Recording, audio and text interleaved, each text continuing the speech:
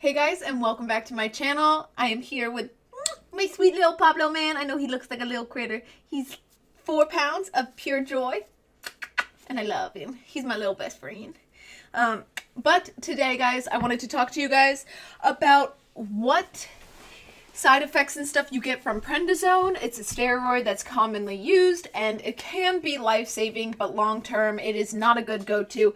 And I'm finding out there are several natural alternatives that can not shut off your immune system, but actually aid you through the detoxification as well as healing process. So rather than putting a band-aid on it, let's rip that band-aid right off, guys, and let us talk. Okay, so I started taking prednisone. I had been taking it since I was younger, on and off, but I started taking it about a year and a half ago, and I recently just stopped it.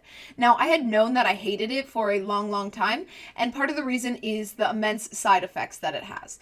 So in addition to simple things like weight gain, moon phase, there is larger things at play too. So lack of sleep, and then like overly eating, excessive hunger, gastro issues, mood changes. Now I started seeing a therapist when I was on it because it was that bad, and it can even lead to mania, which I thought I was getting. I honestly thought I was going crazy. So it is highly important not to just take your doctor's word and just keep taking a prescription of steroids, and what that could be for chronic autoimmune disorders, which, guys, if you have not seen my series on chronic autoimmune disorders that are unknown, they are known. And if the immune system functions from the gut, you might as well take a deeper look into the gut. Now, I've done several videos explaining how you can get rid of these toxins, which are most likely causing your autoimmune disorder, as I've experienced myself. So that could be heavy metal poisoning, it can be mold toxicity, it can be a whole plethora of things. It could be a SIBO, small intestinal bacterial overgrowth. So when they say it's an unknown thing that functions from the immune system, well, the immune system functions from the gut. So when I heard that, and I kept hearing it, and I was crying, telling them to stop giving me prednisone, and they were like, well, you can either have the prednisone or you can have hives all over your body. Which one are you going to take? Clearly, unfortunately, like I bit the bullet and took the prednisone because my hives were truly all over my body. And so, but I would be crying for them to find another alternative to test me for bacterial overgrowths, to test me for candida overgrowths. And they all said those things aren't real. Like, we know SIBO's real with gastros, but every time I went to a gastro, I went to an allergist, I went to an asthma doctor, I went to an endocrinologist, I went to the dermatologist. Like, I've been to every doctor you can imagine, and literally they would all just give me a prescription for prednisone and say my issue was unknown and point fingers saying it's not my problem, it's someone else's problem. It's not my problem, it's someone else's problem. So I started taking things into my own hands, and I've learned so much. In addition to that, I started working with an integrative health doctor, which tends to focus more on holistic approach to treatment, and if prescription medications are necessary, then she can provide prescription medications. And I found great success with the combination of the two. So one of the best things that my integrative health doctor did for me was actually test me for the things that I thought I had. And guess what, guys? I had them. So my hives are a combination of mold toxicity, SIBO, candida overgrowth, which is a side effect of the mold toxicity, as well as hormone imbalances, and those are a result of taking prednisone. So prednisone doesn't cause mold toxicity, but what it does do is prednisone works in this way. What it does is it completely turns off the immune system. So when it turns it off, that leaves you way more susceptible to sickness, whether that's C19 or viruses, anything that you want to say, like dangerous illnesses. It makes you way more susceptible because your immune system's not able to fight off the bad things. Now, I understand why they use the use of steroids to turn off the immune system, because currently my body was attacking certain substances that seemed foreign but were not. Or my body was also producing too much histamine to release certain things. So I understand the use of them, but there is also long-term effects that I am currently suffering with, which is why I wanted to reach out today and tell you it is absolutely imperative that you get off your steroids. There are surface level issues with steroids, and then there are fundamental issues with steroids, some that I am working on reversing. Number one, liver damage. The liver damage is so bad with prednisone.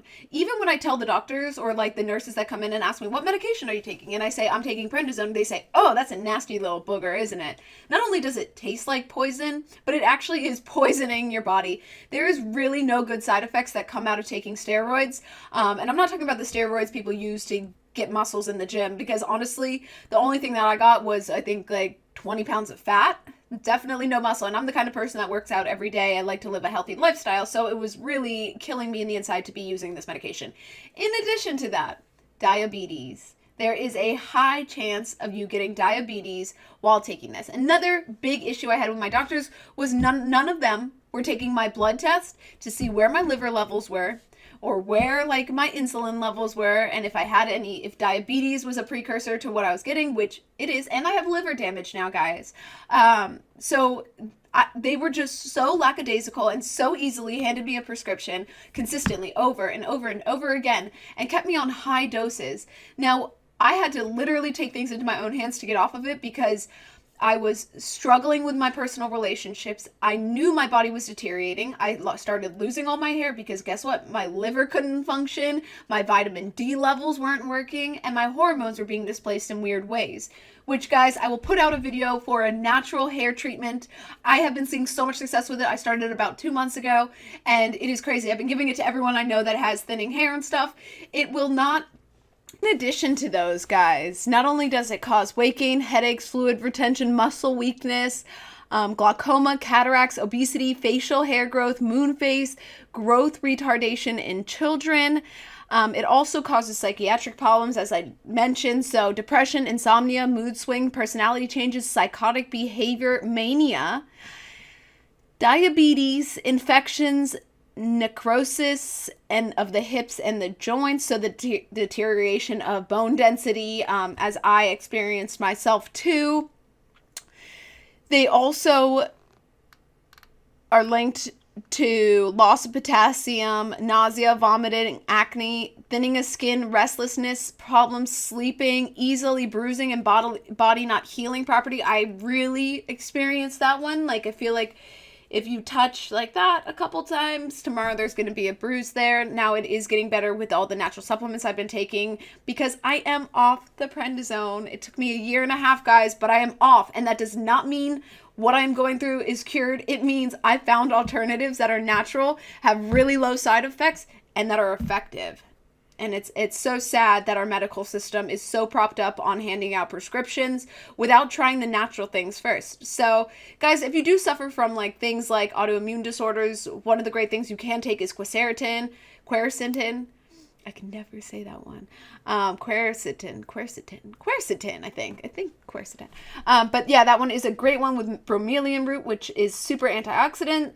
I will leave a list of things that you can find below that are great alternatives to this. And the main thing that you can really do for your body is do testing. So if you guys experience a lot of things that you think and you're taking prednisone, there's a whole plethora of at-home tests that you can do to find out actually what's going on in your body rather than just turning your immune system off. So let's turn our immune systems back on, figure out what the root cause of our problems are, and how to attack it dynamically and effectively without hurting yourself more, because what I am going through now to reverse my liver damage and fight off diabetes is absurd.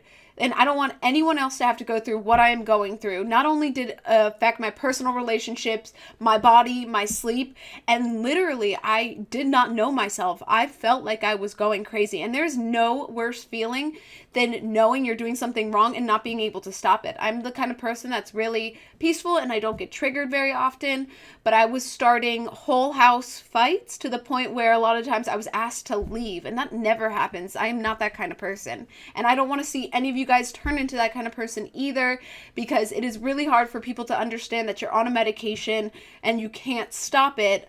But more so, it just hurts your relationships with the people you love. And that, for me, aside from the liver damage and the hair loss stuff, were some of my biggest side effects, was the mental and psychiatric issues that came along with it.